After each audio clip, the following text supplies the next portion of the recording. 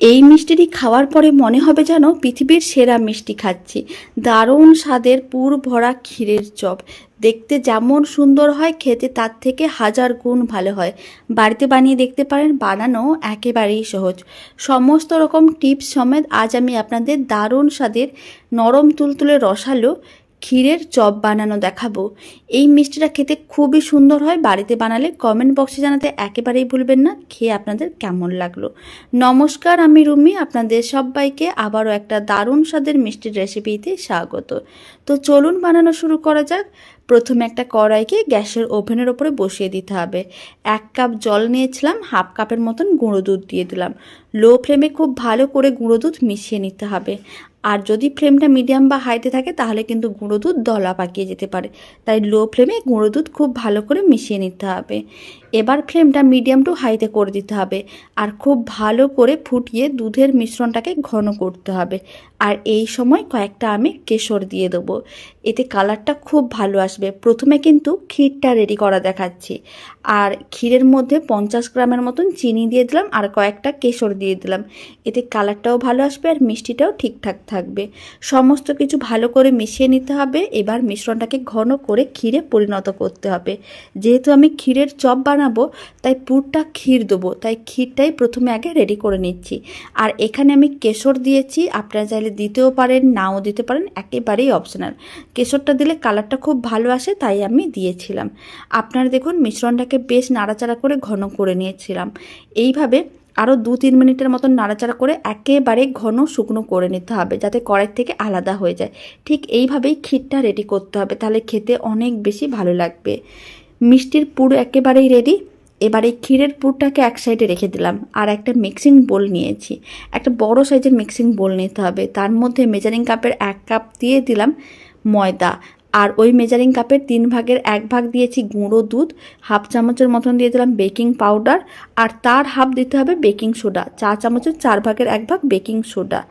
1 চামচের মতন ঘি দিতে হবে। ঘিয়ের জায়গায় সাদা তেলও দিতে পারেন, তবে ঘিটা দিলে স্বাদ ও গন্ধ সমস্ত কিছুই ভালো আসবে। এবার সমস্ত কিছু একসঙ্গে ভালো করে মিশিয়ে এইভাবে ময়দার মধ্যে ময়াম দিতে হবে। আর আপনারা দেখুন 1 কাপ ময়দার জন্য আমি এখানে 3 ভাগের 1 ভাগ গুঁড়ো দুধ নিয়েছিলাম, তবে আপনারা চাইলে হাফ কাপ গুঁড়ো দুধও দিতে পারেন। সমস্ত কিছু খুব ভালো করে মিশিয়ে নেওয়ার পরে অল্প অল্প জল দিয়ে একটা ডো রেডি করতে হবে। ডোটা খুব বেশি টাইট বা খুব বেশি নরম করে বানানো যাবে না, হালকা চিটচিটে ভাব থাকবে। ডোটাকে ঠিক এরকম করেই রেডি করতে হবে, তাহলে মিষ্টিগুলো অনেক বেশি নরম তুলতুলে রসালো হবে। খুব ভালো করে চিনি শিরাটা শোক করতে পারবে। আর আপনারা ফার্স্ট টাইম বানালেও একেবারে পারফেক্টভাবেই বানিয়ে নিতে পারবেন। আপনারা দেখুন ডোটা কীরকমই চিটচিটেভাবে রেডি করেছি। আর ডোটা এইভাবে 5 মিনিট রেখে দিলে খুব সুন্দরভাবে রেডি হয়ে যাবে, আর কোনো রকম চিটচিটে ভাবও থাকবে না। এবার চিনি শিরা রেডি করব, তার জন্য আমি পরিমাণ অনুযায়ী চিনি নিয়েছি 1 কাপ। হাফ কাপের মতন জল দিয়ে দেবো, ভালো করে মিশিয়ে নিতে হবে। চিনিগুলো মেল্ট হওয়ার জন্য অপেক্ষা করতে হবে। আর এইভাবে একটু মিশিয়ে নিতে হবে যাতে চিনিগুলো কড়াইয়ের নিচে আটকে না যায়। এবার চিনিগুলো মেল্ট হওয়ার জন্য অপেক্ষা করব। ফ্লেমটা মিডিয়াম টু হাইতে করে দিচ্ছি, এতে অনেক তাড়াতাড়ি চিনিগুলো মেল্ট হয়ে যাবে। আর গোটা 3 এলাচ দিয়ে দেবো, এতে ফ্লেভারটা খুবই ভালো আসবে। এবার ফ্লেমটা মিডিয়াম টু হাইতে 2 থেকে 3 মিনিট রেখে দিচ্ছি যাতে চিনিগুলো মেল্ট হয়ে যায়। আর এই দিকে 5 মিনিটও হয়ে গিয়েছিল। এখন আমি ডোটাকে আর একবার ভালো করে মেখে নেব। এবার ডোটার থেকে লেচি কেটে নিতে হবে। আপনারাই দেখুন কত সুন্দরভাবে ডোটা রেডি হচ্ছে, আর কোনো রকম চিটচিটে ভাব কিন্তু থাকবেই না এইভাবে যদি ডোটা রেডি করা হয়। এখন বেশ কয়েকটা লেচি আমি কেটে নিয়েছিলাম, প্রায় 7টার মতন লেচি হয়েছে। এবার এই লেচিগুলোকে এক সাইডে রেখে দিচ্ছি। আর এদিকেও কিন্তু চিনি শিরাটা খুব ভালো করে ফুটে গেছে। এবার ফ্লেমটা অফ করতে হবে। যখনই দেখবেন চিনি শিরার মধ্যে একটু চিড়চিড়ে ভাব চলে এসেছে, তখন ফ্লেমটা অফ করে চিনি শিরাটাকে এক সাইডে রেখে ঠান্ডা করে নিতে হবে। এবার মিষ্টিগুলো রেডি করে নেব। মিষ্টিগুলো রেডি করার জন্য প্রথমেই আমি লেচিগুলো কেটে নিয়েছিলাম। এবার যটা লেচি কেটেছিলাম সেই লেচির জন্য ঠিক তটা ক্ষীরের বল বানাতে হবে। ঠিক এইভাবে অল্প করে একটু ক্ষীর নিতে হবে, গোল করে নিতে হবে। তারপরে একটু এরকমই প্রেস করে চ্যাপটা করে নিতে হবে। আপনারা চাইলে গোল করেও রাখতে পারেন বা প্রেস করে চ্যাপটাও করে দিতে পারেন। তবে আমি এইভাবে বলের আকারে রেডি করে রাখছি, তাহলে মিষ্টিগুলোর মধ্যে পুরটা দিতে অনেক সুবিধা হয়। তারপর একটা লেচি নিয়ে নিতে হবে, লেচিটাকে গোল করে প্রেস করে চ্যাপটা করে নিতে হবে। যেইভাবে পুলি পিঠা বানায় ঠিক সেইভাবে একটা পুলি পিঠার খোল টাইপের বানিয়ে নিতে হবে। আর মাঝখানে ক্ষীরের বলটা দিয়ে দিতে হবে। আমি এখানে 7টা ক্ষীরের বল আগে থেকেই রেডি করে নিয়েছিলাম। একটা করে ক্ষীরের বল দিতে হবে মাঝখানে এইভাবে, তারপর খুব ভালো করে বলটাকে আটকে নিতে হবে যাতে ক্ষীরের পুরটা বাইরে না বেরোতে পারে। খুব ভালো করে আটকে নেওয়ার পরে আবারও একটু জল দিয়ে ভালো করে এরকমই সিল করে নিতে হবে, এতে ক্ষীরের পুরটা বাইরে বেরিয়ে আসবে না বা ভাজার সময় মিষ্টিটা ভেঙে যাবে না। তারপরে একটু গোল করে প্রেস করে চ্যাপটা করে নিতে হবে। সমস্ত ক্ষীরের চপ মিষ্টিগুলো একইভাবে রেডি করতে হবে। সমস্ত মিষ্টিগুলো রেডি করা হয়ে গেছে। এবার মিষ্টিগুলোকে ভেজে নিতে হবে। কড়াইতে পরিমাণ অনুযায়ী সাদা তেল নিয়েছিলাম। তেল ভালো করে গরম করে ফ্লেমটা একেবারেই লোতে করে দিলাম। লো ফ্লেমে বেশ কয়েকটা মিষ্টি গরম তেলের মধ্যে দিয়ে দিতে হবে, আর ফ্লেমটা লোতেই রাখতে হবে, নাহলে কিন্তু মিষ্টিগুলো ওপরটা অনেক তাড়াতাড়ি লাল হয়ে যাবে, ভেতরটা কাঁচা থেকে যাবে।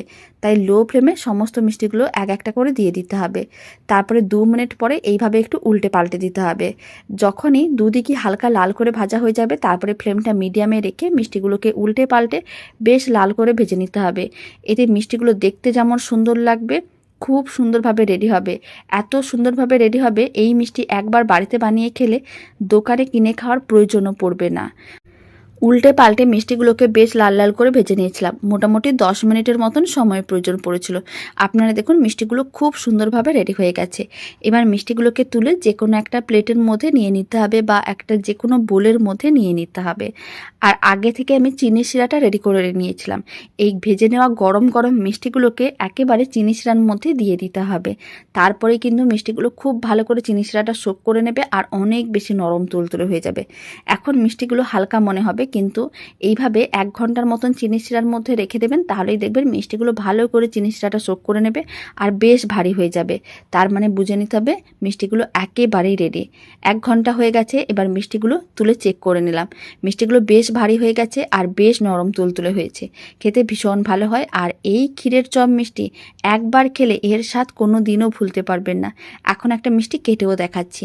এইভাবে হাফ করে কেটে নিলে মিষ্টিগুলো দেখতে বেশ সুন্দর লাগে। আপনারা চাইলে গোটা গোটাও সার্ভ করতে পারেন, আর না হলে এরকমই হাফ করে কেটে সার্ভ করে দেখবেন, দেখতে আরও বেশি ভালো লাগবে। দারুণ স্বাদের ক্ষীরের চপ মিষ্টির রেসিপিটা আপনাদের কেমন লাগলো কমেন্ট বক্সে জানাতে একেবারেই ভুলবেন না। তো চলুন ভিডিওটা আমি এখানে শেষ করছি। আপনারা সবাই ভালো থাকবেন, সুস্থ থাকবেন।